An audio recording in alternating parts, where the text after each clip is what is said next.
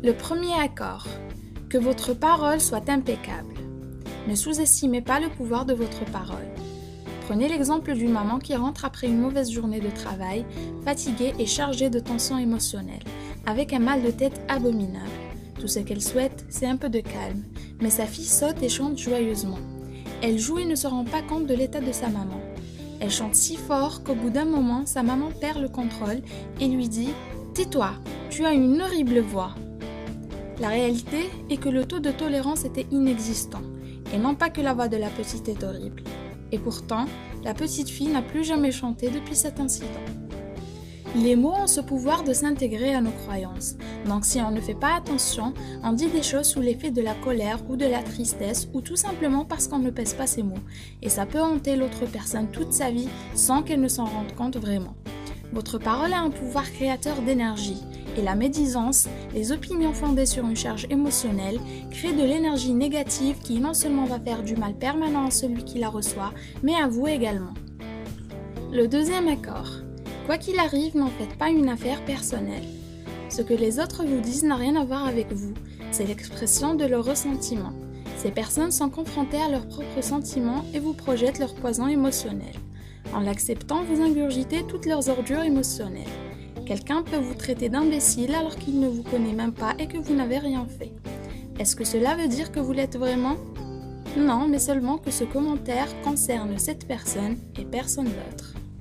Une personne qui ne connaît rien sur la spiritualité pourrait passer et laisser des commentaires haineux sur un article ou une vidéo qui en parle.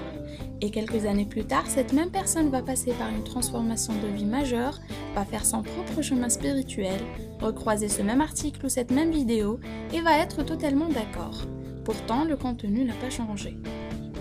Le troisième accord. Ne faites pas de suppositions. Nous faisons des suppositions sur ce que les autres font et pensent, puis nous croyons que c'est la vérité, et nous finissons par créer un drame pour rien du tout. Prenons l'exemple de deux personnes qui décident de se marier. Supposons que l'autre a le même concept du mariage. Se rendant compte que ce n'est pas le cas plus tard, la femme va être toujours fâchée et le mari ne sait pas pourquoi. Sans rien lui dire de ce qu'elle veut, elle suppose qu'il la connaît assez pour le savoir. Et donc elle est encore plus irritée du fait qu'il ne comble pas ses attentes.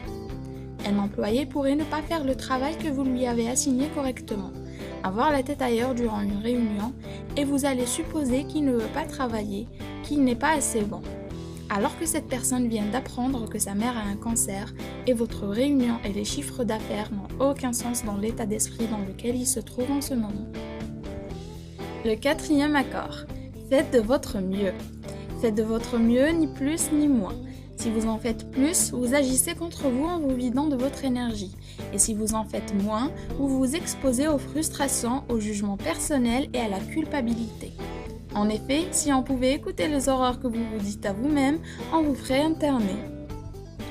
Quand vous entreprenez quelque chose, faites de votre mieux. De cette manière, non seulement vous prendrez du plaisir dans ce que vous faites, mais aussi vous allez être satisfait du résultat. Honorez chaque action que vous faites.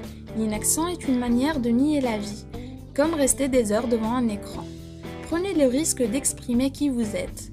Seul le passage à l'acte peut concrétiser vos idées. Et le résultat ne peut être que positif s'il résulte d'un travail positif où on fait de son mieux, contrairement à un travail qu'on se sent obligé de faire et qu'on bâcle juste pour en finir. Si vous rompez l'un de vos accords, soyez solide. Ne donnez pas à votre juge intérieur la satisfaction de faire de vous une victime. Renouvelez vos accords chaque jour. Ça ne sera pas évident au début, mais quand votre vie sera régie par ces accords, vous serez surpris de voir comment elle aura été transformée.